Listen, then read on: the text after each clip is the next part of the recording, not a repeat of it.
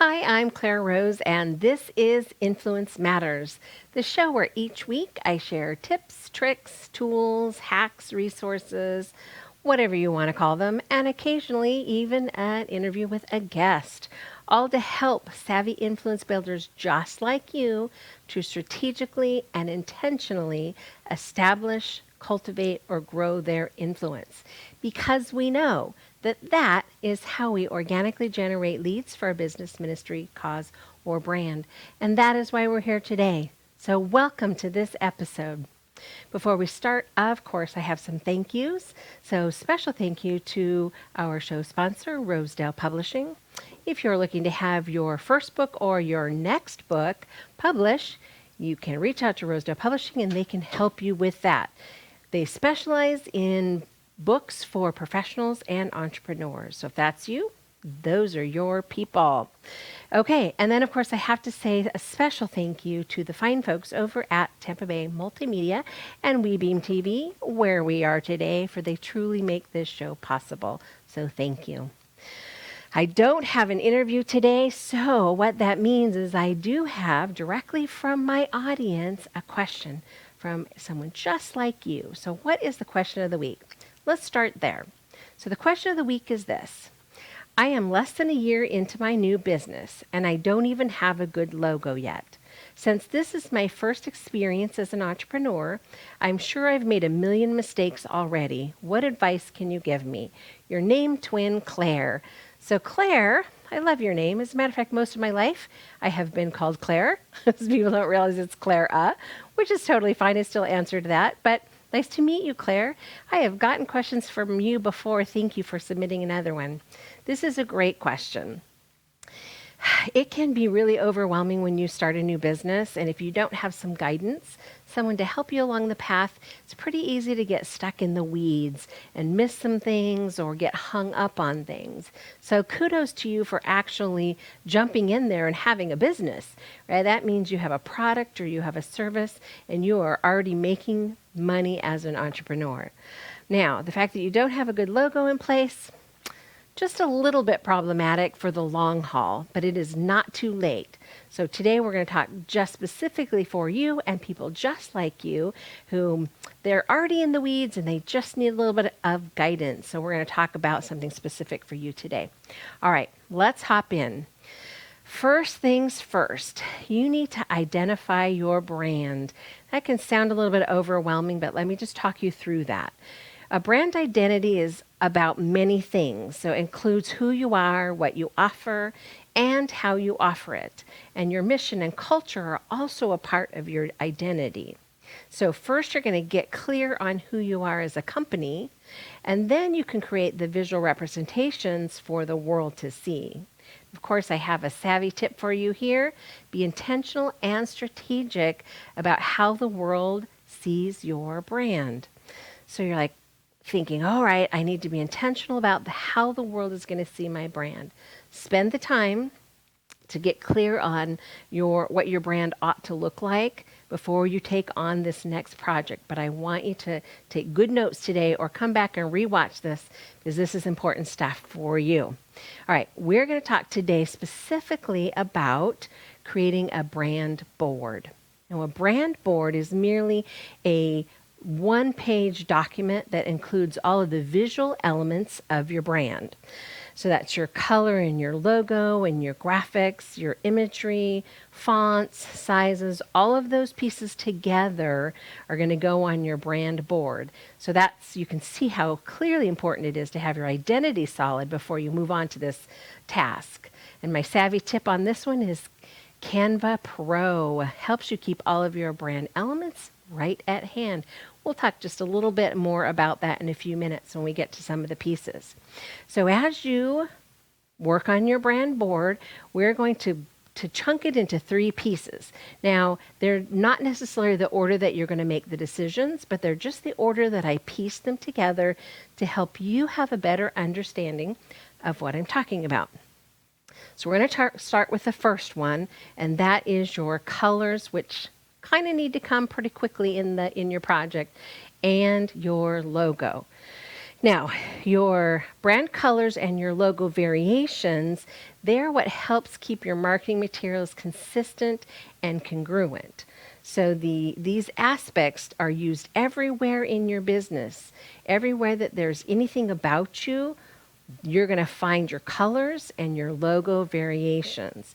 And a good logo just needs to be relevant to you, versatile, iconic, something that you could use easily to create a brand around. Brand awareness is an important piece of coming up with a good, solid logo for yourself. And my savvy tip here, of course, is to keep your brand board close when you're creating everything. Now, you might not be the person who's going to create your logo, and that's okay. If you're a graphically inclined person, you might come up with your own logo, and there are some great tools like Canva that help you to come up with a logo by starting with a template, if you will. So you could go into Canva, you could go to the free version, which does everything you need to do with the exception of a couple pieces that I'll talk about in a second. But it will let you create a logo by just going into the logo section and typing in the logos. And it's going to pull up a ton of variations and options. That's just a starting point for your logo. So don't look at the colors. Don't necessarily look at what it's about, but look at the overall feel of it and think, does that fit the brand that I want to create? I've seen some really beautiful logos come out of Canva. If you are not inclined in that way, that's okay too. You can hire a professional, and for a couple $100, you can probably come up with a really nice logo. Some people will charge you even less than that. I have seen a few come off of things like Fiverr or, one of those online places. You don't always get wonderful results, but if you can find a good designer on there, you can come away for probably $50 with a decent logo that you can live with. Understand that logos and brands can change over time in a rebranding process. So if you end up with something that you're okay with for now, but ultimately somewhere down the road you really want to change, that's okay. You can think about it for when you rebrand and have a new logo done at that point. But right now you just need to get something that you can use and start to create some brand recognition around. Now, we all can think of a brand logo that without even the name attached to it, we know what they're talking about. The one that always comes to mind when I'm talking about this particular thing is Target. We know that the red Target, that's Target. We know there doesn't need to say Target on it, right? So there's some other ones, Coca-Cola, Nike. There's a bunch of them out there that have spent millions and millions of dollars on their brand, have these really amazing logos that are relevant, and they have great variations to them and become iconic. Now, I'm not saying that you need to have that to be successful. I'm just saying start somewhere with a good logo that incorporates some of the things that we're talking about today. And colors is one of those things. Now, before I move on, I definitely want to talk briefly about the Canva Pro. Now, I don't get anything for telling you this. I'm not like an affiliate or anything. I'm just saying this is a great tool for the small business entrepreneur or the influencer who's trying to build a brand, because it's simple to use, and the Pro account for $15 a month lets you bring all of your brand assets into Canva. So literally, if you're creating something new, a new graphic for social media posting, whatever you're going to do with it, when you go in, your colors and your fonts, all of those things and your logo are already loaded in there for you. So you just click and change anything that you create so the colors match. So I think that's a really strong reason to spend $15 a month. Probably spend more on that than coffee. I know I do. Okay. All right. Enough about color at this point. Let's move on. Okay, so the next step is your graphics and your imagery. Now, I'm talking about other graphic elements like pictures and textures and patterns. Those things also need to be included on your brand board. At least a sampling of them, because visuals are really going to reinforce how your brand feels and your brand message. So my savvy tip on this is definitely even background images or textures will reinforce your brand, so be consistent. Super important. You might not think about it, but the background image on a website or a piece of marketing material, the header on your Facebook page or LinkedIn, wherever you're connecting with your people online, if you have the same textures and colors and images, you're going to create a congruency between those things, right? So if you see me on my website and you see my colors, you see the oranges and the grays. If you see me on Facebook, you see that there's some oranges and some grays. You see me on LinkedIn, there's some oranges and some grays. That's because those are brand colors for me. In fact, I have those colors on my brand board on the wall next to my computer in my office. Because anytime I'm creating something, if I'm not in Canva for some reason, I'm going to need those color codes, that hex code, and it is on the wall beside me. So I don't have to go looking for it. I can just glance over at the number, type it into what I'm working on, and voila. Even if you're in Word or Publisher or something like that on your desktop, you can usually go in and modify colors of text or objects that you put in those documents with the same hex codes. And if they're right there beside your face on the wall, super easy to grab and put into your document. All right, so kind of a little bit of a soapbox for me there, but get those on the wall where you have access to them easily, or what will end up happening is you'll not bother, which then leaves gaps or differences in your graphics and your imagery that not everyone's going to notice.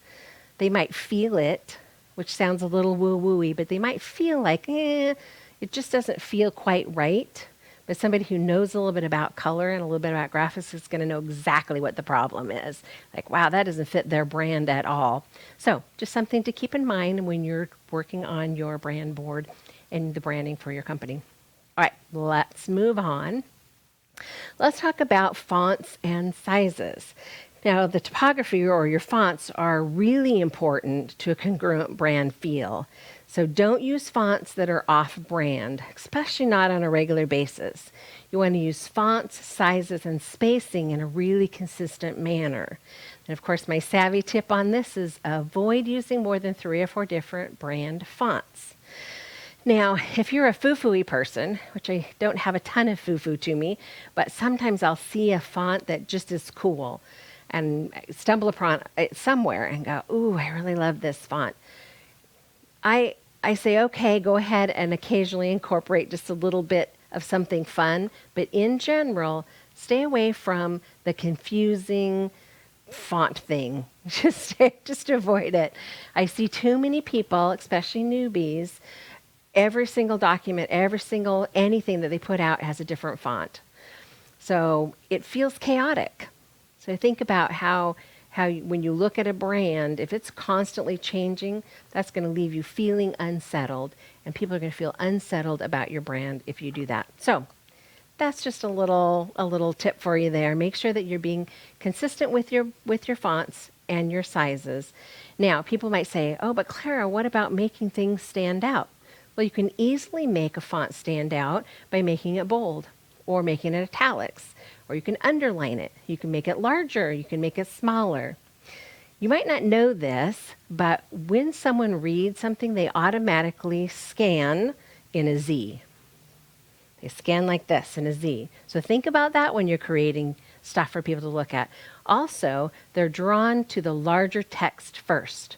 So even if you put text in a specific order, that doesn't necessarily mean that's the order that they're going to consume that content. Their eyes are going to be drawn first to the largest on the page. So, what you want them to see first, make that the largest. I'm not telling you to change your font. Don't use a different font.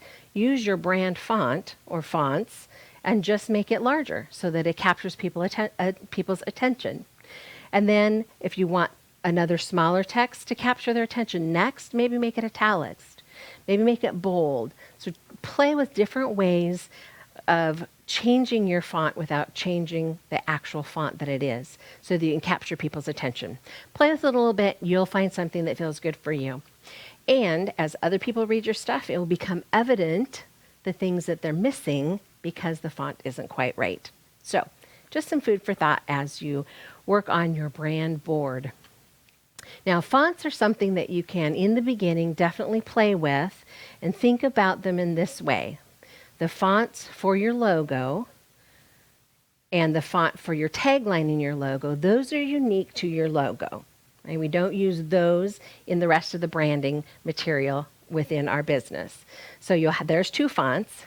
And within your business, you're going to pick 1 or 2 fonts that you like that are legible. You don't want to make people have to work too hard to read what you're saying. So legible and clear. They can be a little fun, but just avoid as a standard font in your brand, something that's too foofy, too swirly, because people will have difficulty reading it. And then, of course, the same is true with colors. You don't want colors that are going to hurt their eyes. We didn't really touch on that, but I kind of think that goes without saying. But just be aware of how other people are perceiving what you're doing. Okay, so we've talked about your font, we've talked about your color, we've talked about your logo, your images, all of those things.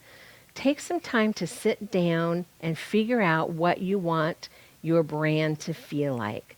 So Claire, this is for you especially. Make sure you spend the time, sit down, spend the time to figure out what your brand image is. Right? Then spend some time on getting the colors that feel right. Maybe do a quick Google search and you'll see that different colors have different meanings, and different colors actually make people feel differently. So try this experiment. If you look at something that's red, think about how that makes you feel. Close your eyes and then open them up and look at something blue. Think about how did I feel differently about those colors? What emotional response came from those colors? It sounds woo-woo, but I promise you it does make a difference. I know personally for me, orange appeals to me. I'm not sure why that is, and that's why it's one of my brand colors, because it tends to make me happy. It makes me smile. I love the oranges and the reds and the yellows together. I love the fall leaves, and maybe that's the inspiration for the colors that I love. I don't know. Think about those things and how you respond to them and how other people are going to respond to them when they're looking at your business and your brand. Okay, so I want you to promise that you're going to create a brand board and get it on the wall. Let's do a quick recap. These are your visual representations of your brand. So your colors, good colors 1 or 2 colors that you can live with, or that you love is even better. A good, strong logo that's versatile, comes in variations. Remember, some places you're going to put it on a website and it needs to be a transparent background. Sometimes it's going to go on your letterhead and that has a different look and feel. So you want more than one variation of your logo. Definitely a stacked and then an elongated one. The graphics and imagery, aside from your logo, that are going to become a part of your brand. And this might be pictures of you or somebody doing the things that you're teaching. This could be something like, for me, it's definitely people working on their company, working on their brand, working on their book, working on their speech. Maybe they're speaking. These are all images that are really congruent with my brand and say the things that I want to say. And if you pay attention, you'll see the color schemes are also really tight and close. And then fonts and sizes, the different ways that we use fonts in order to attract and keep the clients that we're after and get their attention. This is the biggest savvy tip that I can give you. of the day. This is it. Stick to the basics rules of two for your brand elements, and they'll be congruent. Clara, what in the world does that mean? The basic rule of two: no more than two fonts in your logo. Your primary font for your name, and then a secondary font for your tagline. No more than two additional fonts as brand fonts for your company. So a standard one that you use all the time in regular communications, and maybe one that you use sparingly as a secondary when you're trying to do something a little different that you can't quite achieve with your regular font by making it bold or underlined or italics. Sometimes we just need a little more floofiness or something different, and that's kind of like an accent. And then with your colors, no more than two primary colors, not primary as in primary colors, no more than two company brand colors, and an accent color. So if you look at mine, you'll notice that the gray and the orange are my primaries, and then I have a teal, a light kind of aqua-y teal that is my just an accent color. You'll see it here and there, little splashes of it, not overwhelming, but I'm sticking to my two main colors for my logo, for my branding purposes in its entirety. So our words, our visuals, our images, all of those things feel really congruent because everywhere you look, the elements are consistent and the same. So stick to the twos, two, two, and two, and you'll be great for having a brand that people look at and recognize as your brand, which of course is the goal. Whew. So Claire, I hope that was really helpful for you today. If you have more questions about this, of course, I'm happy to answer them for you. Please reach out to me. And I promise you, if you spend the time and energy in this, it's going to pay dividends later. You will stop feeling like your brand is all over the place, and you will stop feeling like you've made a million mistakes. Now, I want to talk about the coming soon that I've mentioned a couple of times, but I'm going to go into a little more detail for you today. Coming soon, as in June, which is right around the corner. Summer's coming, so this is the perfect time to plug in and finally get that book out of your head and written. So, some of you have been through the brainstorm and blueprint process one-on-one with me, so this doesn't necessarily apply to you, but if you have been waiting on the sidelines thinking, yes, Clara, it is time for me to get my book out of my head and get it finally written, the brainstorm and blueprint, your book, group coaching is for you. I'm really excited about the process of taking a new group through this as a live 6-week group coaching. This is going to be step by step as a group, how to get all of that stuff out of your head and into an outline. If you don't ever get it out of your head, I promise you won't get a book written. This is your first step. The great thing about doing it as a group is it gives you other people to bounce ideas off of and to ask questions of and just to put your work out there in a baby step kind of way. Now, that's scary for some people when they first start writing their book. Like, oh, is it going to be good enough? Who's going to listen to what I have to say anyway? This is a great proving ground for your concept. I would love to have you join me in this first class. We'll do them occasionally, but I'm excited about this first class that is going to start in June. You will also have, after the 6 weeks, you'll have a private Facebook group where you can then take your blueprint that you're going to have in your hot little hand, and that's your outline for your book. And then in the Facebook group, we will work together week by week to flesh out the content that's going to go in your chapter. This is also a great place for you to meet other writers, other professionals who want to create a tool, and we know that a book is just a tool for them to establish themselves as an expert in their field. And that's what we'll all be in there doing together. So I invite you to be a part of this Brainstorm and Blueprint Your Book class. So the Facebook group will be an ongoing. You can stay as long as you need help, or you can come and go as you work on different books. But this first startup is all about getting that process in place. Once you've been through a Brainstorm and Blueprint the first time, now you have the framework to do it again. Right? You've experienced what it's like to data mine all of that stuff out of your brain and then to put it in places that make sense in your book. We'll talk about capturing your voice, which is super important. We want that book, when it's done, to end up in someone's hands and have them read it and go, oh my gosh, this sounded just like you, if they know you, or if they see you on social media, or they see you somewhere as an influencer, and then they read your book, we want them to go, oh my gosh, that sounded just like Claire, or that Clara, whoever wrote that book. So we're going to work on that. We're also going to work on getting your story woven into your pieces. And when you walk out of that 6-week virtually walk out of that 6-week class, in your hot little hands, you will have a step-by-step framework for actually writing your book. So when you sit down to write, you know exactly what you're working on in that particular chapter. You know the main points, you know the supporting structure, you know the stories, the anecdotes, all the pieces that are going to go in that chapter. And you don't have to think about how it connects to the rest of your book because we've already figured that out.